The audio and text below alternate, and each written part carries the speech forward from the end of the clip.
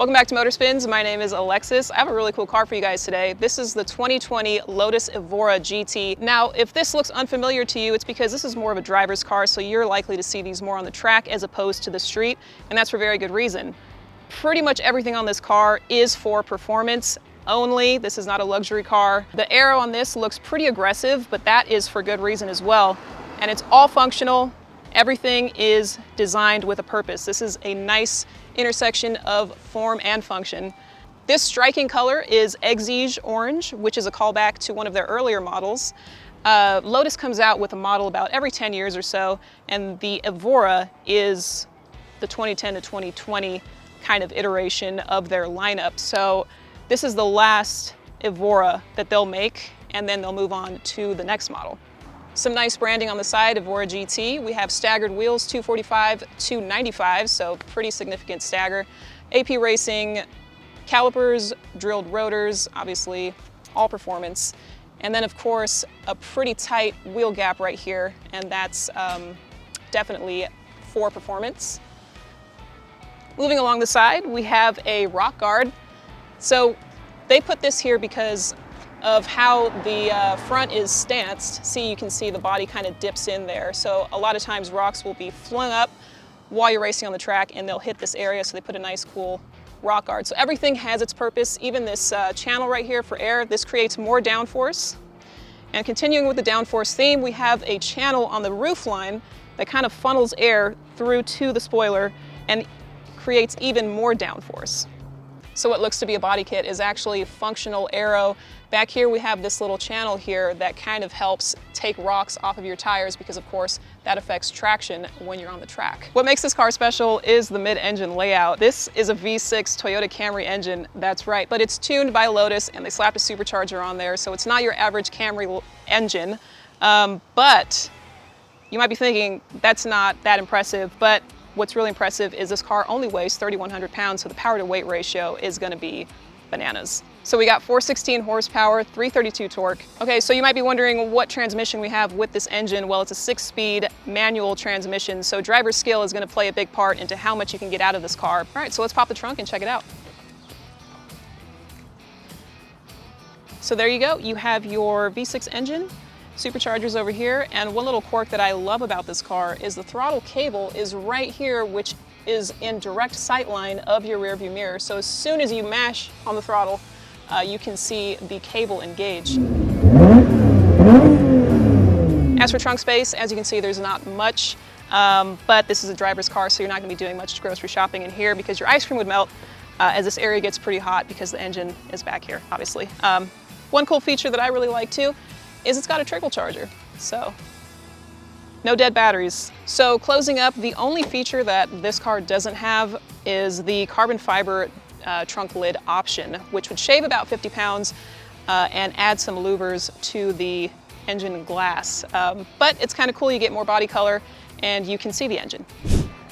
All right.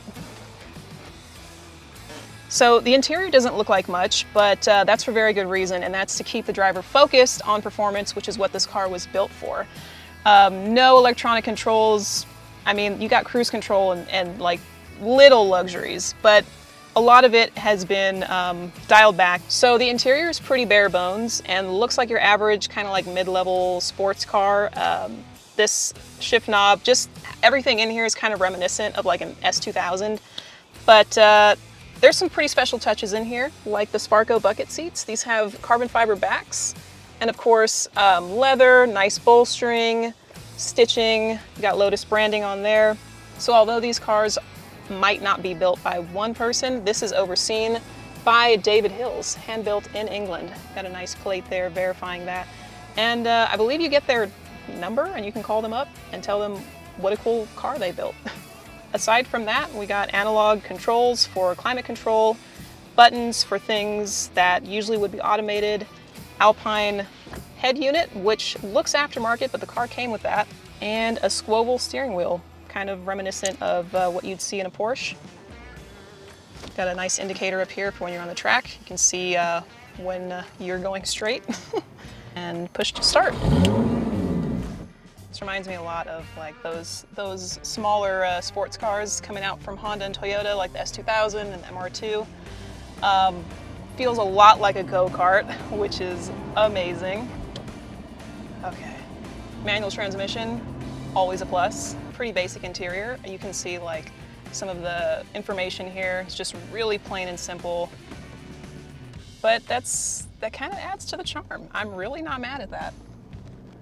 All right, good to go. All right, let's get a pull in. Ooh, hit the rev limiter there. All right, so one thing I haven't done is put it in sport mode, so let's do that. I think that would help. Won't hit the rev limiter so soon. All right, let's do another pull, see what it does.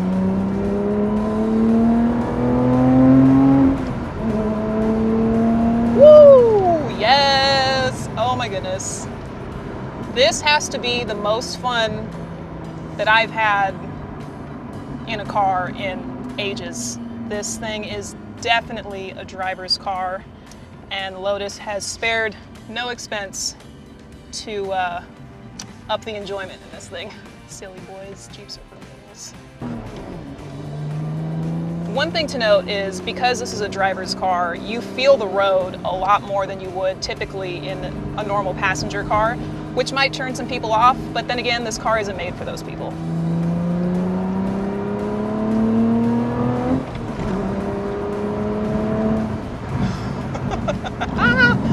Steering is really stiff, tight, love it.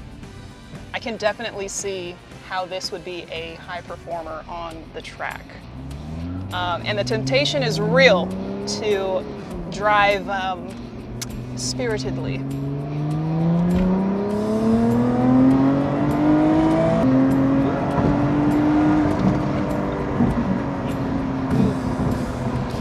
Okay, so one thing to note about this car is the clutch is definitely a performance clutch. It's a lot harder than most clutches would be on like a regular passenger car. It's either on or off, so trying to get used to that has been interesting, but I'm getting there, and I'm liking it. It's really not as big of a turn off as I thought it might be.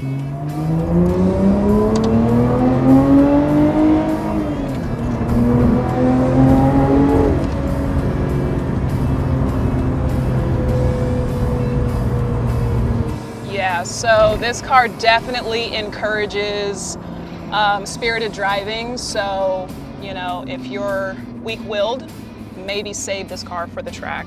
Let's hit it. Ooh, rev limiter. Woo! Yeah, nice tight interior, some great bolstering, keeps you in place through the turns. 10 out of 10 for me, honestly. Fun car. Thanks for tuning in. I had a lot of fun checking out the 2020 Lotus Evora GT. This has been Motor Spins. Be sure to like and subscribe, and let me know what you think in the comments.